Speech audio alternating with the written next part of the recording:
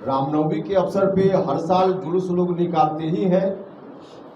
सबको मालूम था, प्रशासन के लोगों को मालूम था, उसके बावजूद कुछ छिटपुट घटना हुई। शासन के लोगों को अलर्ट होना चाहिए था। आशंकाएं तो रहती ही हैं। ऐसी सरकार के होने न होने का कोई मतलब नहीं, बिल्कुल औचित्यहीन सरकार है। हर तरह से मुख्यमंत्री जी ने, इस सरकार ने अपनी साख खो दी है। जितना दिन है मुख्यमंत्री जी उनसे आग्रह करना चाहते हैं कि जितना दिन है उतना दिन तो आप चलाइए जरा ठीक से। खुद ही इनकी रुचि नहीं है मुख्यमंत्री जी की प्रशासनिक कार्यों में, यह तो साफ साफ दिखता है। एक बार नहीं कई बार वो सासाराम में नहीं जा पा रहे हैं तो सरकार की विफलता ही है। जनता दल के गठन के उपरांत राष्ट्रीय अध्यक्ष के अतिरिक्त और पदाधिकारियों का मनोनयन नहीं हुआ था। आज उनमें से कुछ का मनोनयन किया गया है, राष्ट्रीय पदाधिकारी के रूप में भी और प्रदेश पदाधिकारी के रूप में भी। इसकी सूची आपको दी जाएगी। इस सूची के अनुसार प्रदेश अध्यक्ष बनाए गए हैं श्री रमेश कुशवाहा, जो पूर्व विधायक है, सिवान जिरादेई के विधायक रह चुके हैं रमेश कुशवाहा जी। तो इनको प्रदेश अध्यक्ष की जवाबदेही दी गई है। प्रदेश अध्यक्ष, प्रदेश पदाधिकारी के रूप में और लोगों का भी कुछ मनोनयन हुआ है, लेकिन उसके पहले राष्ट्रीय पदाधिकारी के रूप में राष्ट्रीय अध्यक्ष का हो गया था, आप सब लोगों को मालूम है। उसके अतिरिक्त जितेंद्र नाथ जी उपाध्यक्ष संगठन का काम, विशेष रूप से उपाध्यक्ष, राष्ट्रीय उपाध्यक्ष के रूप में इनका मनोनयन हुआ है।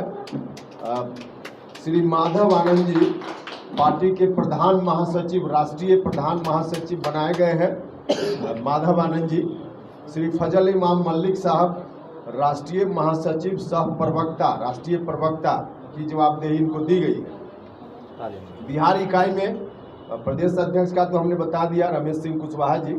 उसके अतिरिक्त श्री मदन चौधरी जी उपाध्यक्ष संगठन का काम, विशेष रूप से तो मदन चौधरी जी नंबर 1 उपाध्यक्ष के रूप में संगठन का काम देखने के लिए इनका मनोनयन हुआ है। उसके अतिरिक्त सुभाष चंद्रवंशी जी जो जनरल सेक्रेटरी के रूप में इनका मनोनयन हुआ है, सुभाष चंद्रवंशी जी। और उसके अतिरिक्त श्री ब्रजेंद्र कुमार पप्पू जी महासचिव, प्रदेश में सह प्रवक्ता, महासचिव के साथ साथ प्रवक्ता का काम देखेंगे। श्री राहुल कुमार, यह भी महासचिव सह प्रवक्ता। राम पुकार सिन्हा, यह भी महासचिव सह प्रवक्ता।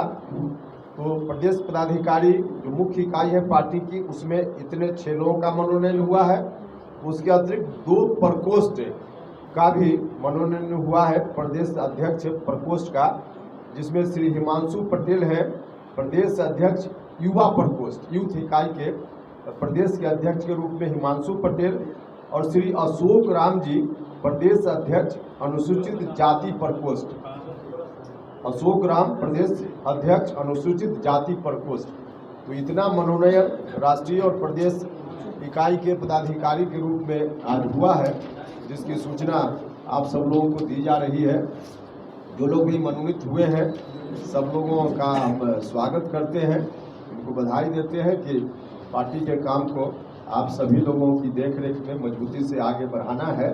बिहार के लोगों की बड़ी अपेक्षा है हमारी पार्टी से, उनकी अपेक्षा पर सब लोग खरा उतरेंगे।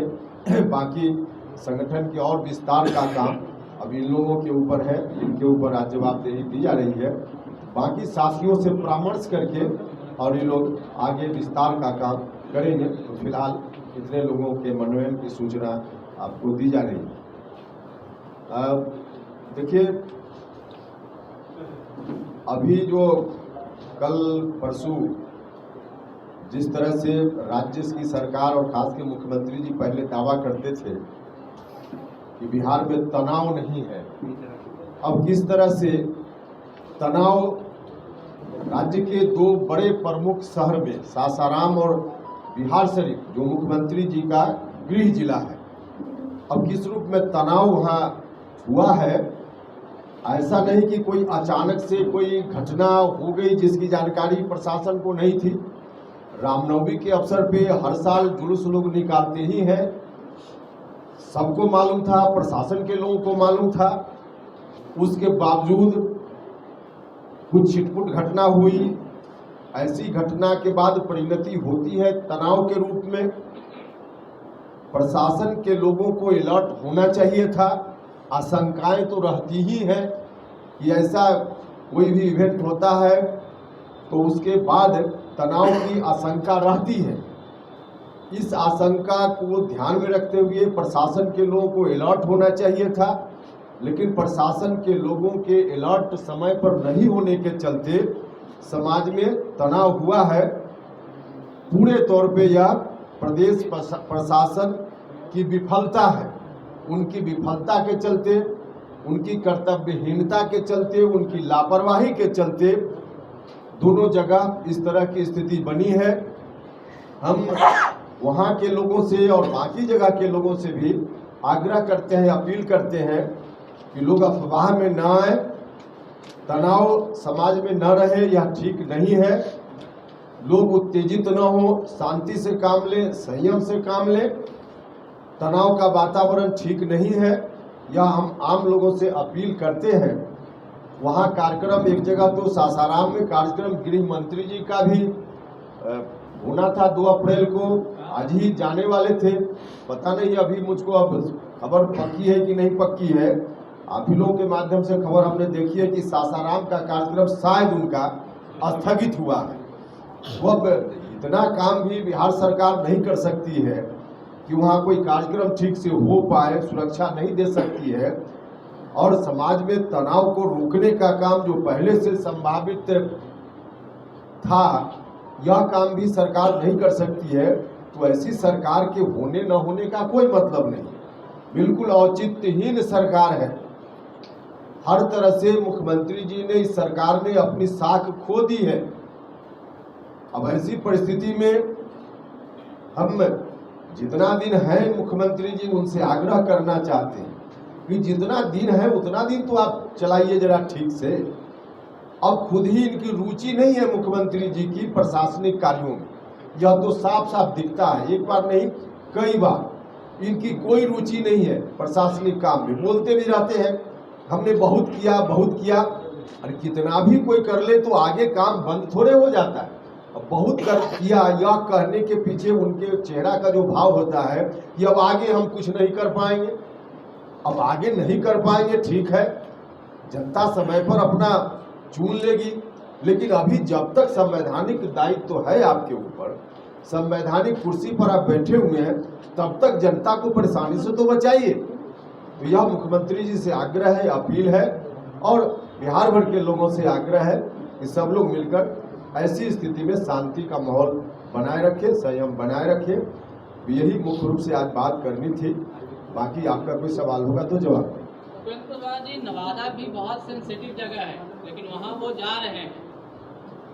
नहीं देखिए, उस पर अब कहाँ कौन जा रहे हैं, हमारा यह कहना है कि सासाराम भी नहीं अगर जा रहे हैं तो सरकार सुरक्षा नहीं दे पा रही है, इसके चलते नहीं जा रहे। तो सरकार को सासाराम भी वो जाए, इस बात के लिए कोई भी किसी पार्टी का कोई व्यक्ति अगर कार्यक्रम चलाना चाहे, कोई पार्टी कार्यक्रम चलाना चाहे, तो वहाँ डेमोक्रेसी में सरकार की जवाबदेही बनती है कि उसके लिए शांति का माहौल बनाए।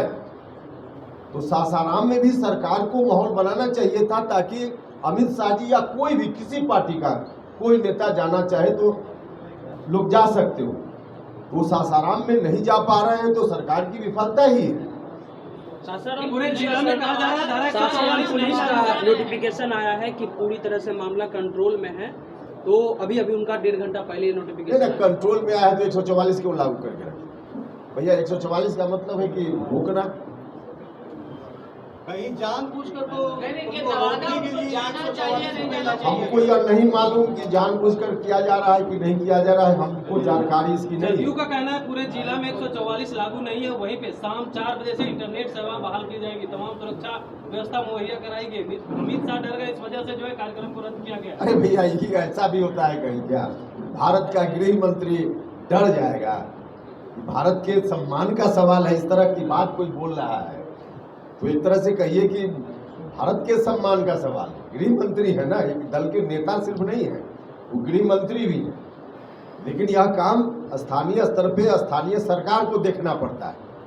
तो इस रूप में जेडीयू के लोगों को उस रूप में नहीं व्याख्या करनी चाहिए, अपने गिरबान में झांकना चाहिए कि क्यों ऐसी स्थिति हुई। यही मुख्यमंत्री जी तो लगातार पीठ थपथपाते रहते थे ना। जब भी इस तरह का पर्व त्योहार होता था तो सरकार में बैठे हुए लोग अपनी पीठ थपथपाते हैं तब जब शांतिपूर्ण तरीके से हो जाता है, पर्व त्योहार निकल जाता है। तो अगर पीठ थपथपाने का आप क्रेडिट लेते हैं पीठ थपथपा करके अच्छा होने पर, तो गड़बड़ हुआ तो ये किसके ऊपर जाएगा? आप ही के ऊपर जाएगा ना। आपने ठीक से नहीं काम किया, इसके चलते ऐसी स्थिति बनी। एक सवाल है सर, अशोक स्तंभ को लेकर के काफी आपत्ति हुई थी, अशोक स्तंभ को लेकर के काफी आपत्ति हुई थी जो नया संसद भवन है, क्या अमित शाह के सामने हो, क्योंकि वो जो बाग का जो स्ट्रक्चर था कहा गया कि चेंज किया गया है, क्या उपेंद्र कुशवाहा इस मसले पर सवाल पूछेंगे अमित शाह से? इसमें पहले हम पूरी जानकारी लेंगे तभी हम कोई बात बता पाएंगे। नहीं सर, बिहार शरीफ में भी अभी पूरी तरह से स्थिति तनावपूर्ण है। बहुत सुनने में आया कि आज भी घटनाएं वहाँ घटी है। नवादा सटा हुआ जिला है, इसके बावजूद भी वहाँ अमित शाह जी का दौरा करना, सभा करना। अरे हम तो बता रहे हैं कि सासाराम सरकार, बिहार सरकार के कारण नहीं जा पा रहे हैं, यही ठीक नहीं। क्यों कोई नहीं जाएगा कहीं? लेकिन अब वहाँ जो सुरक्षा सरकार नहीं दे पा रही है तो नहीं जा पा रहे हैं। नवादा में सरकार को हम यह नहीं कर रहे, हम तो कह रहे कि वहाँ भी नहीं जा रहे हैं तो उसके चलते सरकार, बिहार सरकार दोषी है। वहाँ भी उनको जाने से उस तरह का इंतजाम सरकार को करना चाहिए था कि वहाँ भी वो जा पाते।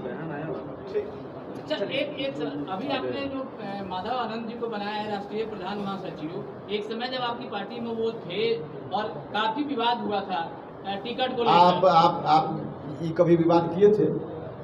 इन्होंने कभी सुनिए, इन्होंने कभी विवाद किया था? अरे भैया, तो कोई खबरें चली अरे सर। भैया, खबरें आप लोग जो चला लीजिए, आपकी मर्जी। कभी इन्होंने विवाद किया था? एक अफवाह चला था कि अरे भैया, तो इन्होंने कभी कहा था? उसकी पुष्टि इन्होंने की थी। विचित्र बात है, इन्होंने जब पुष्टि नहीं की तो आप किसी अफवाह को खबर बना के चलाइए, आपकी मर्जी। यही तो आपका, हम कह रहे हैं कि अफवाह पर मत जाइए। अरे भाई भैया, माधव आनंद जी उस समय भी आपके सामने थे, उस समय कभी इन्होंने कोई पुष्टि की? जिस तरह से षड्यंत्र मेरे खिलाफ किया गया तो कभी पुष्टि इन्होंने की? तो अफवाह है। चलिए।